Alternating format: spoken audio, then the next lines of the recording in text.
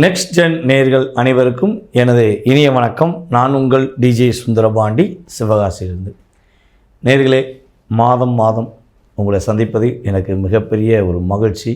அதுவும் நம்மளுடைய next gen நேயர்கள் ரொம்ப ஆதரவு கொடுத்துக்கிறீங்க.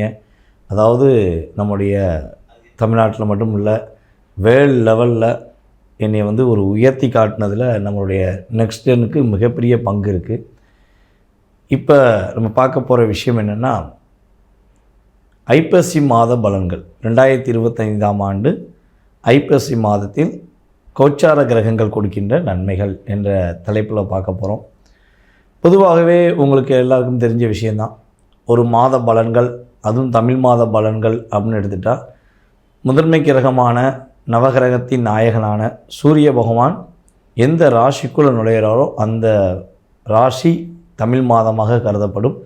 அப்போ இந்த ஐப்பசி மாதம் பார்த்திங்கன்னா சூரிய பகவான் கரெக்டாக துலாம் ராசிக்குள்ளே நுழைவார். அப்போ அவர் துலாம் ராசிக்குள்ளே நுழையும் இந்த மாதத்தில் உங்களுடைய வாழ்க்கையில் என்னென்ன மாற்றங்கள் ஏற்பட போகுது, மற்ற கிரகங்கள் எந்த அளவுக்கு உங்களுக்கு உறுதுணையாக இருக்க போகிறாங்க அப்படின்னு பார்க்க போகிறோம். அதாவது கிட்டத்தட்ட பார்த்திங்கன்னா 15/11/2025 வரையும் அவர் சூரிய பகவான் பார்த்திங்கன்னா நம்மளுடைய துலாம் ராசியில் இருப்பார். 16ஆம் தேதிக்கு மேலே தான் அவர் விருச்சிக ராசிக்குள்ளே போவார். அதே போல் இந்த மாதத்தின் ஐப்பசி மாத துவக்கத்தில் பார்த்திங்கன்னா சூரிய பகவான், செவ்வாய் பகவான், புதன் பகவான் 3 கிரகங்களுமே துலாம் ராசிக்குள்ளே இருப்பாங்க. நம்முடைய செவ்வாய் பகவான் பார்த்திங்கன்னா கிட்டத்தட்ட 27ஆம் தேதிக்கு மேலே, கரெக்டாக ஆங்கில மாதம் 27/10/2025க்கு மேலே அவர் என்ன பண்ணுறாருன்னா கரெக்டாக நம்மளுடைய விருச்சிக ராசிக்குள்ளே போயிடுவார். அதே போல் புதன் பகவான் பார்த்திங்கன்னா கரெக்டாக 24ஆம் தேதிக்கு மேலேயே அவர் விருச்சிக ராசிக்குள்ளே நுழைஞ்சிடுவார். அதுக்கடுத்து பார்த்திங்கன்னா நம்முடைய ராகு பகவான் ஆல்ரெடி கும்பராசிக்குள்ளே இருக்கார். சனி பகவான் பார்த்திங்கன்னா நம்முடைய மீன ராசிக்குள்ளே வக்ர நிலையில் உட்கார்ந்துருக்கிறார்.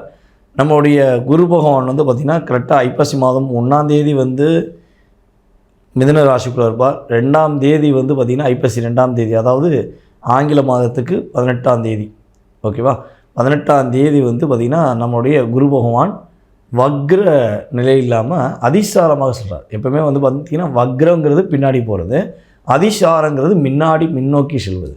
அப்போ நம்ம இதை நம்ம என்ன சொல்லணும்னா முன்னோக்கி நகர்தல் அப்படின்னு சொல்லணும். அப்போ நம்முடைய குரு பகவான் பார்த்திங்கன்னா கரெக்டாக அதிசாரமாக கடகராசிக்குள்ளே 18ஆம் தேதி 18/10/2025 உள்ள நுழைவார் என்று பார்க்குறோம். இங்கே கடகராசிக்குள்ளே, அங்கே கடகராசியில் குரு பகவான் பார்த்திங்கன்னா உச்சமடைகிறார், ஓகேவா. அதுக்கடுத்து பார்த்திங்கன்னா நம்முடைய கேது பகவான் சிம்ம ராசிக்குள்ளே அமர்ந்திருப்பார்.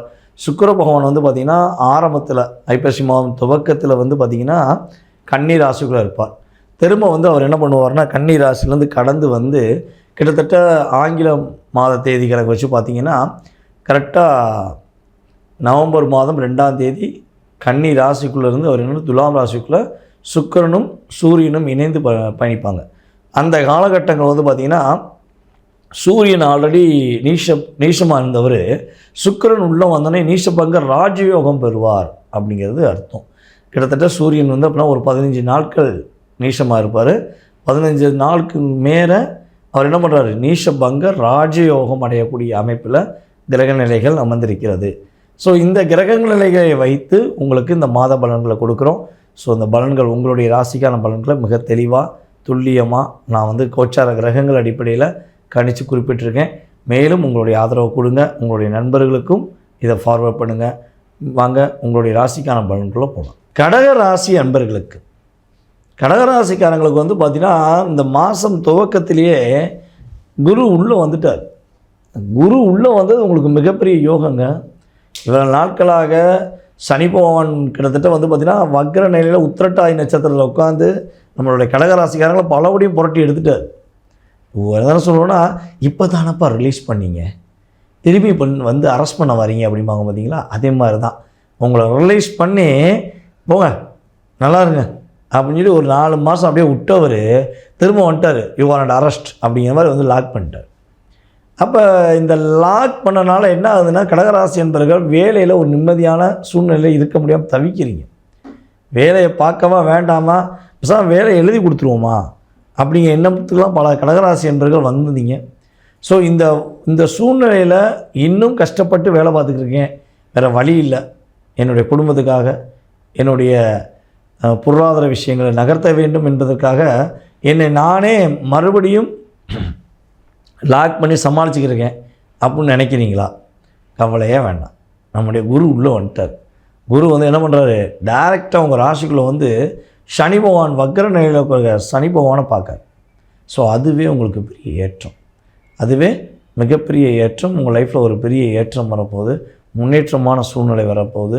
இவ்வளோ நாட்களாக இருந்த உங்களுடைய மன அழுத்தம், மன போராட்டம், ஏமாற்றம், துரோகம் இதெல்லாம் வந்து பார்த்திங்கன்னா உங்களுக்கு ஒரு புரிதல்ல புயல் மாதிரி அடித்து தூக்கி போட்டு போயிடுது. அப்போ அந்த நிலையில் ஸ்ட்ராங்காக நிற்க போகிறீங்க. உங்கள் லைஃப்பில் ஒரு மிகப்பெரிய ஒரு என்ன சொல்லணும்னா ஸ்திரத்தன்மைன்னு சொல்லுவோம்.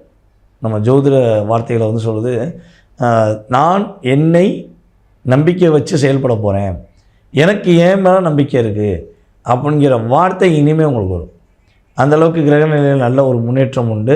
அதேபோல் நம்மளுடைய கடகராசி பெண்களுக்கு வந்து பார்த்திங்கன்னா பொருளாதார ரீதியான சூழ்நிலையில் நல்ல ஒரு ஏற்றம் வரப்போகுது. இவ்வளோ நாட்களாக உங்களை பயன்படுத்தி வந்த அவங்களுடைய தேவைக்காக உங்களை நிறையா விஷயங்களை பயன்படுத்திட்டாங்க. நீங்களும் வந்து பார்த்திங்கன்னா எதை பற்றியும் யோசிக்காமல் அவங்களுக்கு உதவி செய்ததுக்கு தயங்கலை, யாருக்கும் எந்த விஷயத்தையும் விட்டு கொடுக்க தயங்கலை. சரி போங்க, நீங்கள் நல்லா இருந்தால் போதும், நீங்கள் நல்லா இருந்தால் போதும், நீங்கள் நிறையா விஷயங்களை விட்டு கொடுத்துட்டீங்க. அப்போ உங்களுடைய வாழ்க்கையை தொலைச்சிட்டு இருக்க உங்களுக்கான ஒரு அங்கீகாரம் கிடைக்க போகுது. உங்களுடைய வேலையில் ரொம்ப நாளாக நீங்கள் எதிர்பார்த்தீங்க பார்த்தீங்களா, இந்த பதவி உயர்வு கிடச்சிட்டா நான் வாழ்க்கையில் சந்தோஷமாக இருப்பேன், என் குடும்பம் என் பிள்ளைகளை நான் பாதுகாத்துடுவேன், என் பிள்ளைகளுடைய எதிர்காலம் என்னுடைய வேலையில் தான் இருக்குது அப்படின்னு நீங்கள் ஒரு துடிப்பான விஷயங்களை செயல்பட்டுக்கிட்டு இருக்கீங்க பார்த்தீங்களா, அந்த துடிப்பான விஷயத்துக்கு வெற்றி உண்டு. உங்களுடைய கிரகங்கள் உங்களுக்கு மிகப்பெரிய இந்த கோச்சார கிரகங்கள் இந்த மாதத்தில் உங்களுக்கான அங்கீகாரம் கொடுக்க போகுது. உங்கள் லைஃப்பில் ஒரு பெரிய மாற்றம் ஏற்பட போகுது. அதே போல் வந்து பார்த்திங்கன்னா உங்களுடைய ராசிக்கு கிட்டத்தட்ட 4ஆம் இடத்துல சூரியன் 15ஆம் தேதி வரையும் அவர் என்ன பண்ணுறாரு, உங்களுடைய ராசிக்கு 2ஆம் இடத்த அதிபதி 4ஆம் இடத்துல நீச்சம் அடைகிறார்.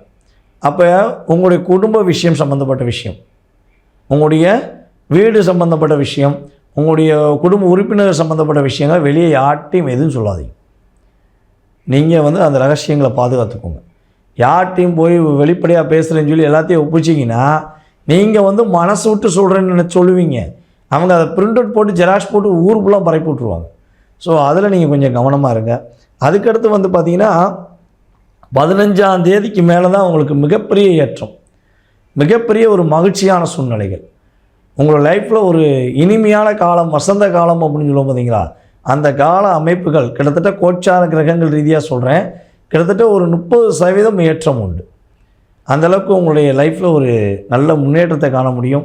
கடகராசிக்காரங்களுக்கு அற்புதமான சூழ்நிலைகள் ஏற்பட போது, கவலைகள் மறந்து, கஷ்டங்களை மறந்து, சூரியனும் சுக்கிரனும் இணைந்து நீசபங்க ராஜயோகத்தில் உங்களுக்கு புதிய வீடு மனை வாங்கக்கூடிய அமைப்பு, அதேபோல் வண்டி வாகனங்கள் வாங்கக்கூடிய அமைப்புலாம் கிரக நிலையில் கொடுக்க போகிறாங்கங்கிறது நிதர்சனமான உண்மை.